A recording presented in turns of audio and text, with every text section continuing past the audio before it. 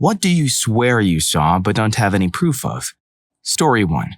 My friend and I were watching basketball in the early days when Charles Barkley was a panelist. He was apologizing for calling a team midgets and saying that he now knew it was offensive. But as they were going to commercial, we both heard him say over a hot mic, "Besides, they shouldn't hate me. They should hate God." My friend and I were amazed and convinced he would be fired. But not only did we never hear about it again, the clip doesn't even exist online anywhere. It's as though we had a double delusion. Story 2. In 1994, on a farm in the southern Midwest US, 5-year-old me had this huge yellow lab, the sweetest dog in the world, who one day suddenly lost her barking and ran outside. Being 5, I followed her and watched her run out into the cow pasture, where the cows were suspiciously nowhere in sight, and go toe-to-toe with a gray wolf. That area at the time was definitely not wolf country. Coyote, sure, but there's no way it was a coyote. The thing towered over my lab, and I'd seen plenty of coyotes before to know that this thing was not that. My lab barked her damn head off right in his face, and after about a minute, he tilted his head and then just turned around and disappeared into the woods. All the cows at the opposite end of the pasture circled around the 2 calves we had. They were never that terrified of coyotes. They had no fear of domestic dogs. My lab literally climbed over them when they laid down and would tug on their tails. Cows give no damn. I will go to my damn grave and say it was a wolf I saw, but nobody believes me, of course. I spent years researching wolves and wolf hybrids, but every picture I've seen of both the animal and the paw prints he left behind says it was very much more wolf than coyote, dog, or even a mix. Story 3. I saw a bunch of crows, around 20 or more, gather around in a circle. I was like, what the f***? And took a closer look to see 3 crows in the middle of the circle, all on their backs. And some crows from the circle would hop in and try to peck at the 3 crows while they caught and tried to defend themselves with their feet. I know crows are smart and all, but I didn't expect this level of social behavior. It went on for a while before a kid ran in and scattered them all. Story 4. I'm in line at a cafeteria. The guy in front of me is holding a pudding cup. Someone walking by stumbles and falls into pudding cup guy, knocking his pudding cup out of his hand. While everyone is looking at the stumbling guy, the pudding cup goes a good 2 feet straight up in the air. Pudding cup guy is totally focused, and at the last second turns and catches the pudding cup behind his back. He looks at me, smiles, and that's it. No one else saw it. Story 5. I was having a secret smoke one night. When I finished, I tried to put the ashtray in my hiding place in the top of a high cupboard in my kitchen. Instead of getting the footstool, I stood on my tiptoes and stretched up to put the ashtray there. However, I lost my balance, and the ashtray slipped out of my fingers and fell to the floor. I ducked out of the way to avoid getting covered in ash or getting hit by the heavy glass ashtray. I heard it hit the ground behind me loudly and clatter as it rolled. I sighed, knowing that I'd have to clean up the ash from the floor and annoyed at myself for being clumsy. But when I turned around to where I had heard it land, there was nothing there. I spent about 30 minutes looking all over the kitchen for the ashtray or even a trace of ash on the floor.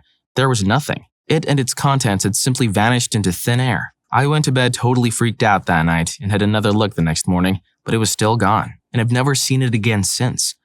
Story 6. When I was about 6, my entire family helped to build my grandparents a new house. I was helping my dad move some really long 2x4s from the lumber pile when a mouse ran out from under the board I had moved. Out in the middle of the woods, mice were no big deal to any of us. However, I did a double take because the mouse was freaking blue. I don't mean the sun reflected off its fur, giving it a blue sheen. I mean a brilliant royal blue. It was running fast, but I got my dad to notice it too, and he agreed that the mouse was really blue. We've told multiple people, including my mom, but no one believes us. But we know what we saw. Story 7. I was at the Shed Aquarium in Chicago. I walked up to the cuttlefish tank, and for some reason, all 20 or so of the cuttlefish rushed over to me. It was a big tank, maybe 10 feet long. I walked the length of it, and they followed me. I walked back, and they followed. A few other people saw it and tried it themselves. But alas, the cuttlefish only had eyes for me. My best guess as to the cause was that the guy who feeds them is my doppelganger. Story 8.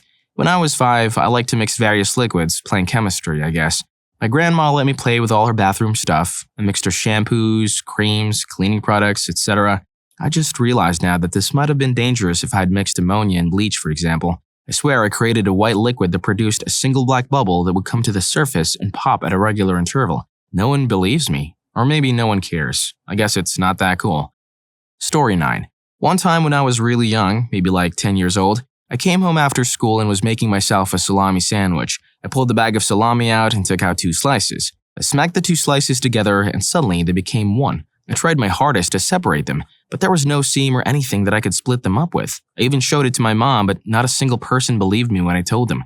I had fused 2 pieces of salami together. Story 10. Once, when I was a teenager, I was watching a movie by myself.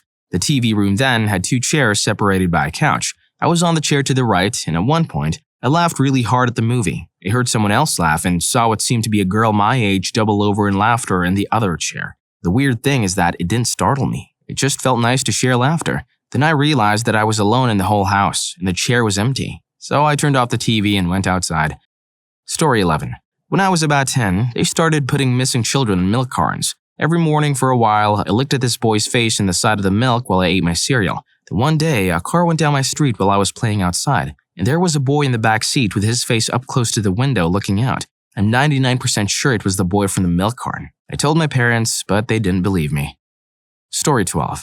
In the 1990s, I was such an exercise freak that I spent at least 4 hours a day walking and hill climbing. I was getting cut off from current events, TV news, etc. One day, I was on my way home around 3 p.m., crossing the street in front of our local grocery store. There was this guy on the other side of the street. His hair was a mess, standing on end. His clothes were all over the place. Not ripped, but disorganized. Like he walked out of a bomb blast, but cleaner.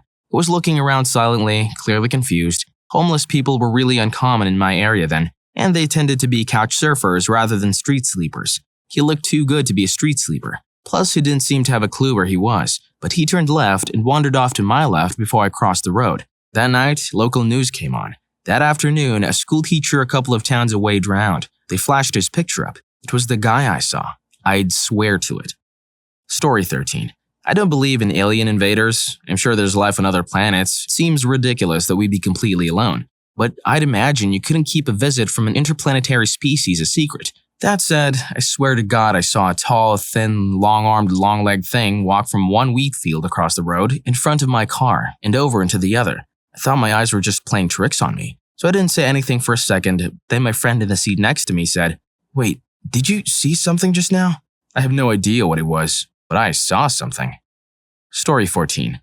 I was at my grandmother's house in West Virginia to spend the night, along with my brother and sister. It was Friday night and we were watching old school TGIF. There was a knock on the door, and I jumped to answer it. My grandma was in her bedroom and didn't hear it. I wasn't supposed to answer the door by myself, but I really liked to do it. I opened the door and no one was there. I stepped out and looked to the left and right. To the right, beside the door, my grandma kept a small table. Sitting on the table was a mandrill, one of those primates like Rafiki from The Lion King. I don't remember it moving, I just saw it. I freaked out and slammed the door. My grandma came out and I told her there was a monkey outside. She ran out and my brother and sister ran to the door to see the monkey. I'll never forget when I ran out and the table was empty. My grandma told me I shouldn't tell tall tales and not to open the door when she wasn't around. That was over 20 years ago, and my brother and sister still make fun of me for seeing a monkey. I've done Google searches about mandrills that escaped from the zoo in rural West Virginia, but no such luck. It is still so clear in my mind that I'm sure it was there, though. Story 15. I watched a white light hover in the distance between 2 mountains. Then it moved up, then down. At that point, I called my buddies outside to watch it. We witnessed it move from side to side, then in a perfect clockwise circle, then counterclockwise. Next, it started doing tight figure eights. One way, then back the other way. We watched it then move diagonally to the left, then back to the center, diagonally right, and then back to center. During this, we discussed the possibilities of what it could be. A helicopter, a skilled pilot, a series of spotlights, the speed at which it moved, the fact that it didn't waver slightly, and the fact that the motion was so fluid left us without an explanation. As we discussed and watched the movements, the light moved even faster. Up, down, and diagonally. Then it sped off to the right at a speed we could barely focus on. It was now about 3 kilometers on the other side of the mountain, and then suddenly, it took off straight up and out towards the stars until it was gone. Story 16. This is not my story, but my brother's. He lost his wallet and was retracing his steps looking for it. A homeless man approached him at a coffee shop and said, "Don't worry, it's in the bathroom sink. Your wallet is in your bathroom sink." Later that night, he did indeed find his wallet at home in the bathroom sink. A few days later, he saw the same homeless man and thanked him for his help. The guy became really irritated and told my brother he had never seen him before. It could have been a lucky guess, but I think magical bum makes for a better story. Story 17. We were having a get-together at my grandma's house for the holidays. All of us cousins played all day, and when night fell, we played hide-and-seek. While the adults smoked and drank up by the house, we stayed in the back of the property, just having a good time. I was hiding in between a bush and the property fence when I heard the strangest sound. It was almost a scream, both happy and miserable at the same time. I jumped up and kind of shouted. All my cousins heard it, and we all saw it too. It was an animal on 2 legs, and it ran off with really jerky motions. Being the eldest by about 3 years, I calmed down the crying little ones and explained as best as I could that it was just someone trying to scare us. I've had nightmares about that sound. In my mind, it seems like a grotesque mimicry of our joyous screams and laughter as we played. None of my cousins today will admit to even remembering the incident, although the adults remembered the commotion it caused. Story 18. Before my sister was born, my parents found a kitten. They decided to keep her because they couldn't find an owner. They named her Princess. Anyway, my sister is 4 years older than I am, and we both grew up with this cat. She would sometimes follow us and watch over us. My parents used to joke about how she thought of us as her kittens. Now, my sister wasn't very nice to me. It took a lot of people a lot of time to realize that it wasn't just nastiness. It was full-on abuse and bullying. My sister is a narcissist, but that's not what you need to know. When I was too young to understand what was happening, I used to talk to Princess. She was like my version of a diary. I'd sit with this creature that was older than I was and tell her all my problems. My mom told us she'd buy us each a lolly. My sister wanted a different one than me and grabbed my arm, clawing her nails down it so hard that it drew blood. It hurt a lot, and I was really upset. When we got home, I went and cried to Princess about how scared I'd felt. After a while, I calmed down and went and played with my toys. Princess ambled out of the room. A few minutes later, I heard a shriek, and she ambled back in. It turns out she'd walked up and scratched my sister's hand, then hissed at her before coming back to sit with me and watch over me playing with my toys. My parents assumed that my sister provoked her, but I know. She walked out of the room right after I'd been talking to her and walked in right after the shriek. I can't prove it, but I think Princess saw how scared I was and showed me that she'd protect me. I've never told anybody about my white and gray guardian, apart from my current cat. I haven't thought about Princess in a while. She lived to be between 19 and 21, depending on how old she was when my parents got her. She lived with them for 19 years. She was around 2 when they found her. I loved that cat. Funnily enough, my new cat was originally my sister's. She got him, then left him with my parents, and he slowly became mine. He likes to sit with me more than he likes her. Story 20. After a thunderstorm passed by, I saw floating orbs in the sky, which I later realized were ball lightning. There were other people parked by an open field watching this happen, so I joined them. We all watched in silence as the orbs flew together in patterns, sometimes fast, sometimes slowing down or reversing direction. They were about the size of a basketball, maybe a little larger. The lights were too faint to take pictures, and someone was recording them at the scene. I hope to see it online at some point, but it's been 2 years now. Story 20. I had just applied for a job at a gas station on a major interstate route in the US and was leaving the lobby of the rest area building. As I pushed the door open and walked out, a seagull took flight from the top of a lamppost on the far side of the parking lot, which was shaped like a rectangle with a building at one of the skinny ends. The parking lot was almost empty except for a few cars, and it seemed like my pushing the door open also triggered the bird to take off at that exact moment.